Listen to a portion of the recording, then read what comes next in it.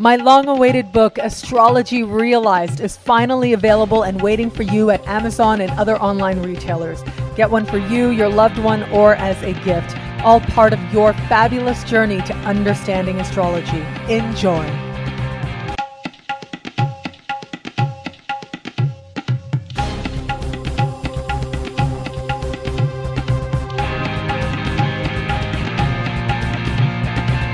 Hello, fabulous Gemini. Welcome to your horoscope for 2014. Thank you for being here. Right in the middle of the year, that is when there's going to be the major activity, the major clarity, the major occurrences that are going to matter most for you for the entire year, that are going to really define much of what this journey over the course of this year is actually meant to be for you. And what I'm actually seeing is this curve, right? Slowly, you're building towards the middle of the year. And then you've got 2 solid months, smack dab in the middle, where you experience a peak of sorts. And then you start to integrate that and slowly come down to a norm, a new norm than you knew before, thanks to the clarity that you get. What it does look like takes place for you right in the middle of the month is your ruling planet, Mercury, is going to be sort of dancing back and forth between your sign, sort of the later part of your sign, and just the very beginning of the sign right after yours, which is Cancer.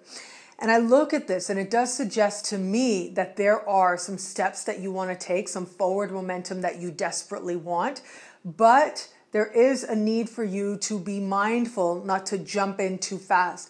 And this is especially true where it comes to what you decide to put your money in. Yes, there's this very famous saying that says, put your money where your mouth is. Basically, words are great, ideas are great, but really, are you going to back it up with practical resources? That's what that ultimately comes down to, that saying.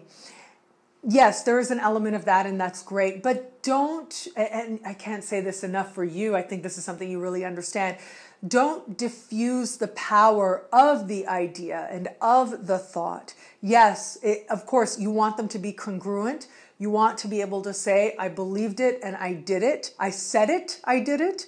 And at the same time, it requires a little bit of, yes, experimentation, but it requires sharing of ideas and experimenting and thinking about what you want and saying, yes, I'm going to do this, and then trying it out a bit before you realize, oh, okay, maybe that isn't really going to work.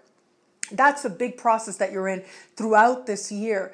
But what I am particularly mindful of as I look at this is that, honestly, the caution is with this is that it's fine. Talk, have the ideas, have the belief, think about how you can make amazing things happen. And you certainly can.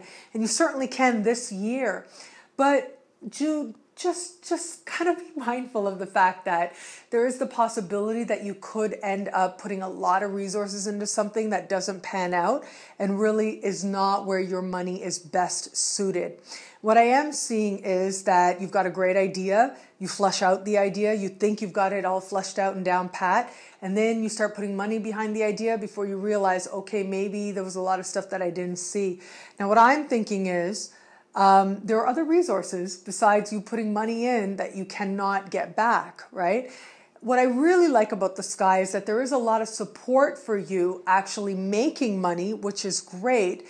But if you really want to start making money from a place of heart, right? If you really want to start making money from a place of, knowing that, yes, you're onto something, and then actually investing your time and putting in money that maybe you don't have, or putting in money in a way that ends up stressing you out, or feeling like just as fast as the money's coming in, there's also expenses.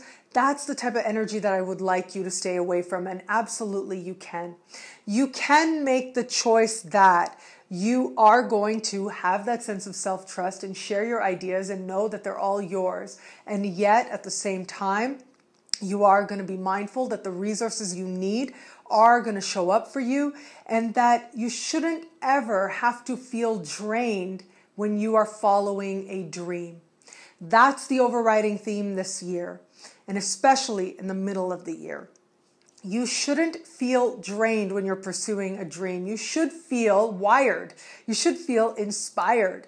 And if you start feeling like you're putting way more in than actually feels comfortable for you, then that's a signal. Not that you need to hold back, but just that you need to find other ways. Maybe you could be giving and supporting and developing things in a way that don't feel draining, that actually feel like you're getting a lot in return, a whole lot in return. I do really like also right in the middle of the year, as I said, this is a peak and you're learning these lessons very strongly.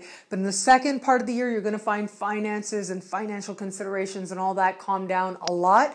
And you're going to be really glad that you let those lessons really sink in, because it's going to be other people that are there for you in a big way. You're going to be making a lot of connections and a lot of contacts, and they are going to bring prosperity into your life. And then that's when you're going to start to get much more comfortable in terms of feeling like there's a flow, feeling like there's circular energy taking place where you're able to give and you're able to receive. Make sure that you take care of yourself, have your dreams, have your ideas. I'm also reminded, I got to share this. I heard an interview with a comedian and he said something like, I'm not worried about somebody stealing my jokes. What are they going to do with them? Please. And I just feel like that's something that you need to know. There's not anything that anyone can take from you when you understand that what you give and what you have and who you are is uniquely you, is uniquely your own. And I do see that there are at least some ideas where you start feeling like you need to protect them. Yes, cherish them, of course, but there's no need for you to worry of them being taken per se. The only thing that I'm seeing is that you just need to be mindful to have those ideas much more solid before you really put all your chips in. You do that and you allow it to stay a joyful process. Then you're going to find yourself just building momentum and ending the year with a lot more support and a lot more resources than you had going in. All in all, it's a year of prosperity, and it is a year of you getting clarity into what you really want and what really matters to you. But it's also a year where you really understand that there are some things that only you can do. And if you don't do them, no one else can. And that is what is special. It's not about the idea. It comes down to you.